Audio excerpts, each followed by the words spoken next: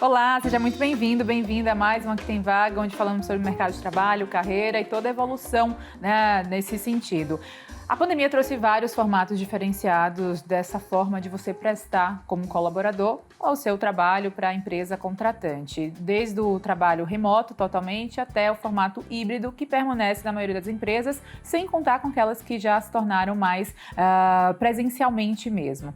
Para responder e para entender todo esse movimento com outras questões envolvidas, recebo aqui hoje Maria Eduarda Silveira, sócia fundadora da Bold HRO. Seja muito bem-vinda, Maria Eduarda. Obrigada, Lene, obrigada pelo convite. Bom, eu entrei com esse contexto da pandemia, né, que trouxe a digitalização, que foi inicialmente forçada, e a gente foi se adaptando até que hoje não nos vemos mais sem a questão da internet, da conexão, para agilizar até essa forma de prestação de trabalho. Como é que você enxerga as mudanças nos formatos de trabalho atualmente? Muito positivas, né, dentro do contexto geral. Até fazendo um recorte aqui, a gente fez uma pesquisa, a Bold realizou uma pesquisa recentemente com algumas empresas, falando exatamente sobre esse modelo de trabalho e como que isso impactou nos últimos anos e como que as empresas olham para esse formato de trabalho daqui para frente. E aí o que mais a gente recebeu, né, de resposta, então assim, mais de 50% dos respondentes, eles trouxeram que percebem mudanças dentro do ambiente de trabalho remoto e que percebem benefícios dentro desse novo contexto de trabalho. Então, quando a gente olha hoje para as empresas, muitas optaram por trabalhar dentro do modelo híbrido, então selecionando alguns dias de casa, outros dias do escritório. Esse é um modelo que predominantemente acontece dentro do mercado de trabalho, né? E dentro desse formato vem diversos desafios, né? Como que a gente trabalha essa equipe que está em casa, que está no escritório, e como que a gente faz isso tudo funcionar dentro de um novo modelo de trabalho que não tem uma regra estabelecida, né? O que eu gosto de falar é que a gente está escrevendo as novas regras de trabalho a partir desse novo contexto, né? Então, muito positiva, mas com muitos desafios aí pela frente, né? Desafios para a gestão, principalmente, né? Porque eu acho que a figura do líder sempre é uma figura importantíssima no exemplo que ele passa e na questão de gerir mesmo uma equipe. Liderança e formatos de trabalhos que observamos hoje em dia. Qual é o principal desafio para essa figura? Diversos. E liderança sempre é um desafio. E num contexto onde a gente muda o formato de trabalho e a gente muda a dinâmica do mercado de trabalho, esses desafios, obviamente, eles se acentuam bastante, né? Então, quando a gente pensa hoje em novos modelos de trabalho, e aqui eu trouxe esse contexto do trabalho híbrido, que boa parte das empresas acabam optando por fazer, né? E vem como tendência aí para os próximos anos, ainda assim a gente tem empresas que estão, vale ressaltar, né, que tem empresas que ainda estão no modelo 100% presencial, né, que passado esse período aí de pandemia mais intenso, as empresas voltaram para um trabalho presencial. E também temos empresas que estão no 100% remoto, né? Então, quando a gente fala dos desafios da liderança, cabe a gente fazer esse recorte aqui de qual liderança a gente está falando dentro de cada um desses contextos que estão misturados dentro do mercado de trabalho, né? Falando especificamente do modelo de trabalho híbrido, a gente vive na pesquisa, a gente traz isso, alguns pontos específicos dessa movimentação, né? Então, por exemplo, como que a gente mantém a cultura da empresa viva dentro de um contexto de trabalho remoto?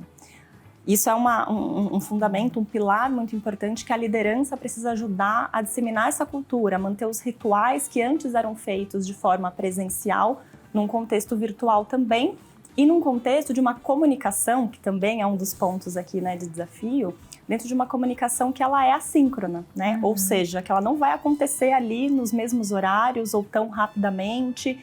E a gente, como profissional, né, eu me coloco dentro desse contexto, a gente não está acostumado com isso, porque a gente manda mensagem, a gente manda e-mail, a gente quer aquela resposta na hora. Então, é uma mudança de mindset da liderança quando ela pensa na comunicação, né, com os times e como que ela faz essa cultura de engajamento dentro do ambiente remoto e também do ambiente presencial.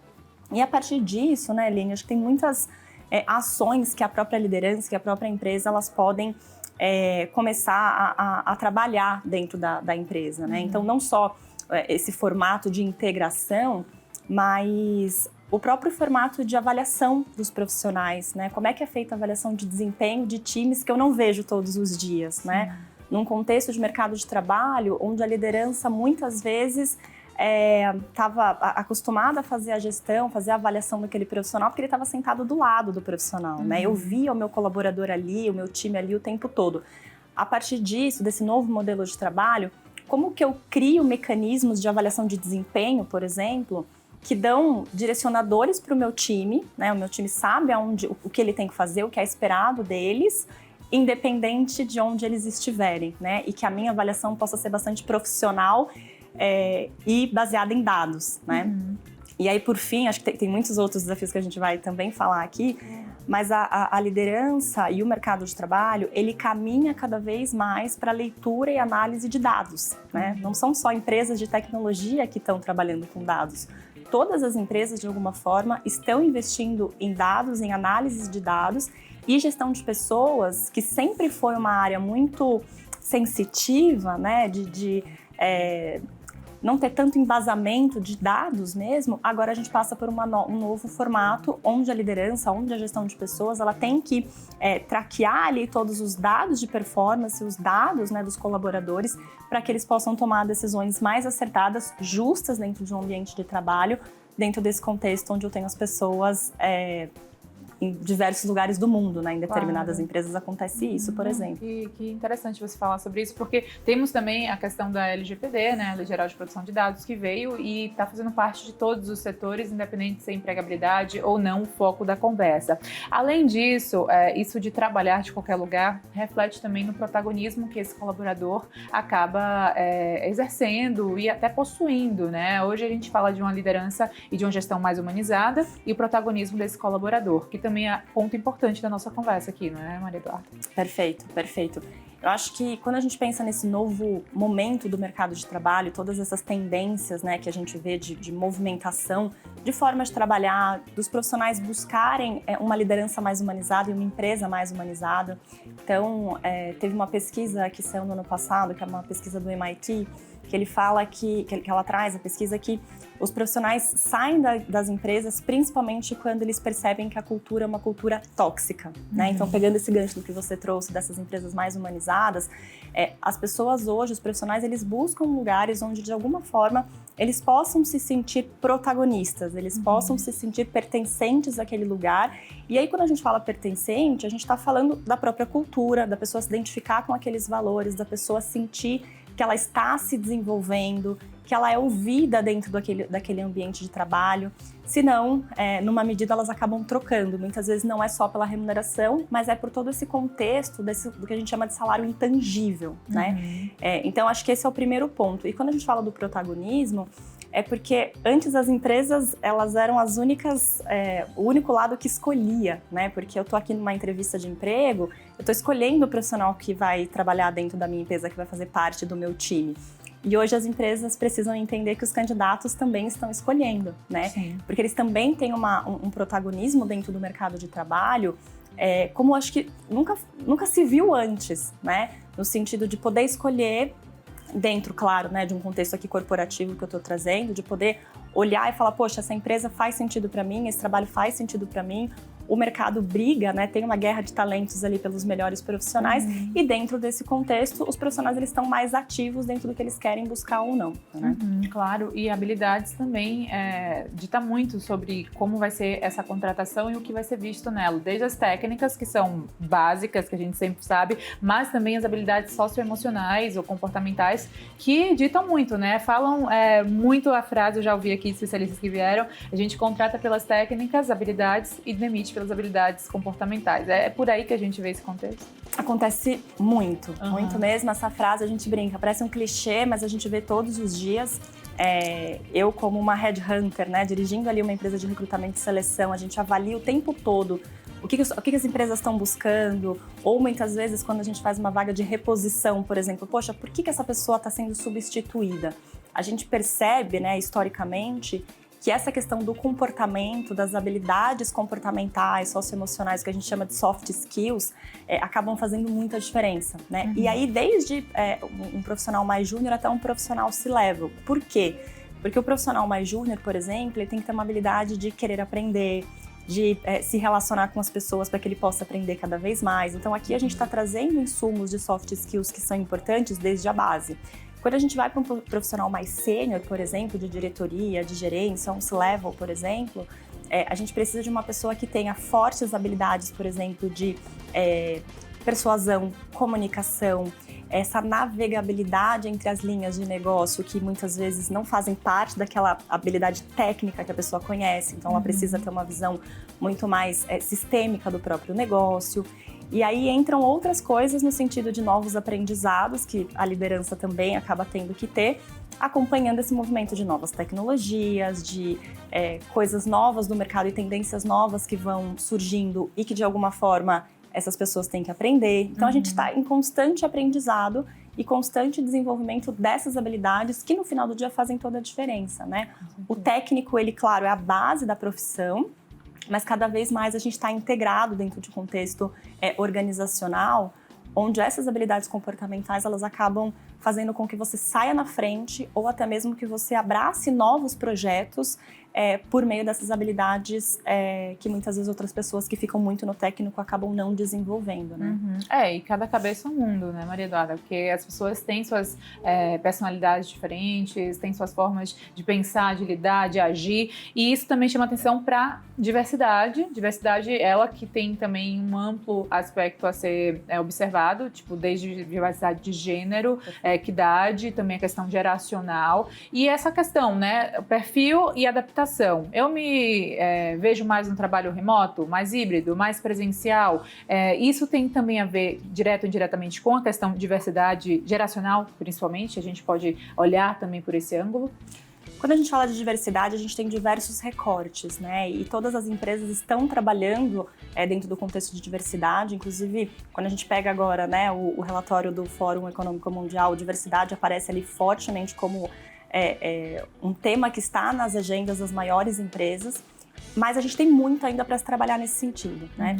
Tome a sua decisão de carreira, não só com base no agora, mas coloque a tua carreira em perspectiva. Se você aceitar esse projeto hoje, daqui 2, 3 anos, você vai estar ganhando mais, você vai estar mais experiente, você vai estar com uma robustez na sua carreira maior, então isso tem que ser pesado.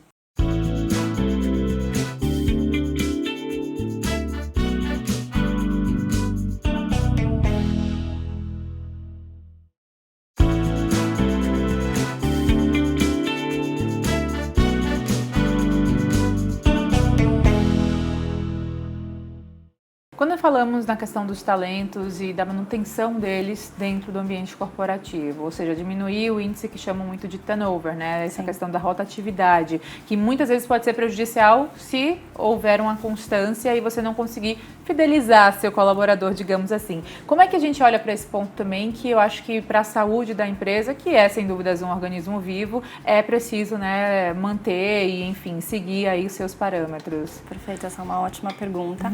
E a atração, retenção e engajamento de talentos é um dos principais desafios das empresas e eu não acho que vai ser diferente daqui para frente, né? E você falou uma coisa que é muito importante, nem todo mundo coloca na ponta do lápis o quão caro sai para uma empresa, né, financeiramente falando, quando ela tem um índice de turnover muito alto. Porque a gente muitas vezes acha que vai ser só a questão da contratação, né, do desligamento. Mas tem um momento que você contratou, então pensa naquele profissional, você contratou, você treinou, você teve que fazer o desligamento, né, daquela pessoa. Então, você olhar para esses indicadores de RH, por isso que eu falei de dados para a área de RH, e começar a traquear isso para ver o que está funcionando, o que não está funcionando, por que as pessoas estão saindo, é uma coisa extremamente importante no contexto organizacional do ponto de vista de gestão de pessoas. E as pessoas têm saído, basicamente, das empresas, principalmente por conta dessa questão de uma cultura tóxica, né? De uma liderança, muitas vezes, que não é tão humanizada. E aí, quando eu falo humanizada, a gente tem que fazer as perguntas no sentido de entender se a nossa liderança está preparada para esse novo momento, né? De ouvir as pessoas, de trabalhar com avaliações de desempenho que sejam mais claras e que mostrem o que é preciso fazer para crescer naquele lugar, onde a liderança entenda, por exemplo, que a vida pessoal e a profissional, ela está cada vez mais integrada, né? O ser humano ele está sempre ali em conexão. Então, é a partir desse contexto que as pessoas optam por ficar na empresa, além, claro, da remuneração, mas principalmente por conta desse ecossistema de cultura, de desempenho, de liderança, de propósito, né? Então, se a empresa trabalhar bem isso, né, para além da questão da remuneração, e também colocar na pauta, ouvir os colaboradores para entender como é que eles estão se sentindo e o que é esperado da empresa nesse contexto de gestão, isso pode ajudar numa diminuição do próprio turnover e, além disso, uma melhor atração de talentos, porque se a empresa tem um turnover muito grande, ela também tem dificuldade de atrair, né? Claro. A marca empregadora dela fica prejudicada. Então, quando a gente olha para o turnover, a gente tem que olhar para todo o ciclo dele e como que a gente faz para que esse ciclo ele seja saudável desde a entrada até a saída dos profissionais, né? Quando você fala em empresa talk, você vê muito a questão também da saúde mental tratada dentro do ambiente corporativo, porque eu acho também que é uma das questões que são bem pontuais e cada vez mais fundamentais ao você analisar uma proposta de emprego, não é? O cuidado que a empresa tem com sua saúde mental, você, colaborador. Perfeito. Essa é uma pauta muito forte e que muitas empresas estão investindo. Se a gente olhar, por exemplo, né, isso é público, a própria Ambev falou no ano passado que a própria Ambev tinha uma cultura muito de resultado, né, de performance, de ser uma empresa culturalmente mais agressiva nas suas metas, né? E a responsável pelo RH, acho que foi no ano passado ou no ano retrasado, foi no passado, ela trouxe que a própria empresa está repensando isso para que ela possa atrair melhores talentos e não perder tantos talentos. Então, a gente vê saúde mental como uma pauta de empresas que até então duvidavam um pouco dessa questão, né? Questionavam um pouco como isso ia ser feito, mas agora olham para isso com muito mais atenção porque tem sido uma pauta muito grande.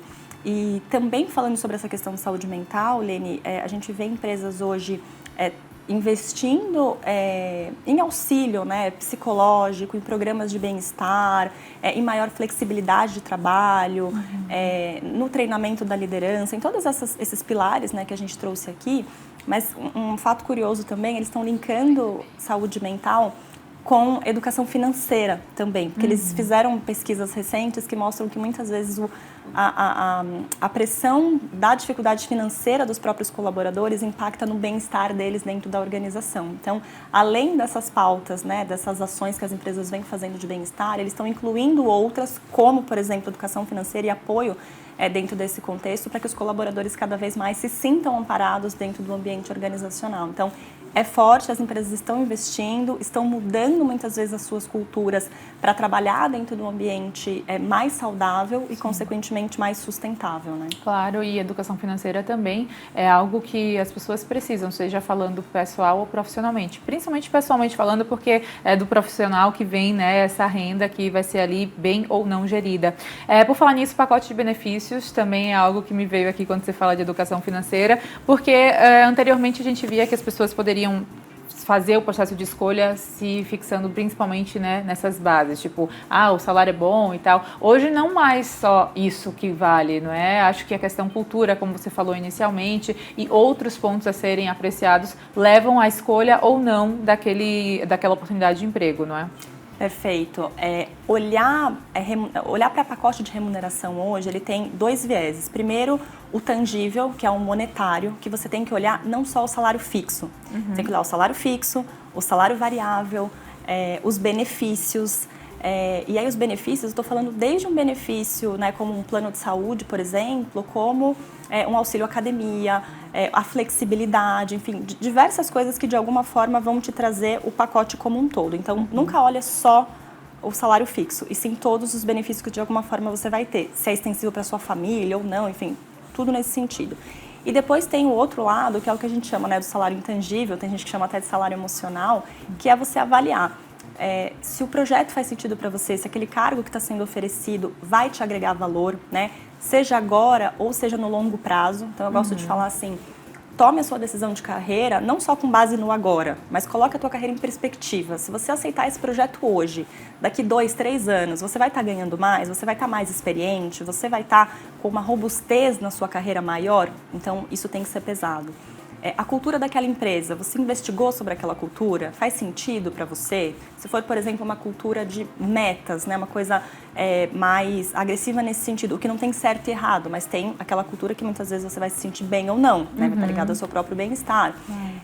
Liderança, né, você se identifica com aquela liderança, você conversou com líderes daquela empresa durante o processo para tomar a sua decisão, você percebeu, né, buscou, por exemplo, profissionais que já trabalharam ou trabalham naquela empresa para você saber como de fato é aquele ambiente. Então, avaliar esse lado monetário e avaliar esse lado intangível faz com que você tome melhores decisões na sua carreira e, de alguma forma, você até consiga negociar melhor, né? Porque aí você consegue realmente entender o que estão te oferecendo, o que faz sentido para você e como você consegue fazer ali um fechamento daquela proposta de uma forma que faça sentido para os dois lados, né? É claro, e essa questão de olhar a médio e longo prazo e se imaginar também faz parte de um planejamento de carreira que sempre é bem-vindo, né? Para você saber primeiro os passos próximos a serem dados e isso de ir até o seu gestor e até às vezes levantar algum ponto como, sei lá, reajuste salarial também é um tabu ainda para os colaboradores. Então muita gente tem medo ou tem receio, vergonha de chegar e falar sobre isso, mas isso também é algo que faz parte do planejamento de carreira, caso você entre com um patamar e queira chegar em outro, por exemplo, não é, Maria Eduarda?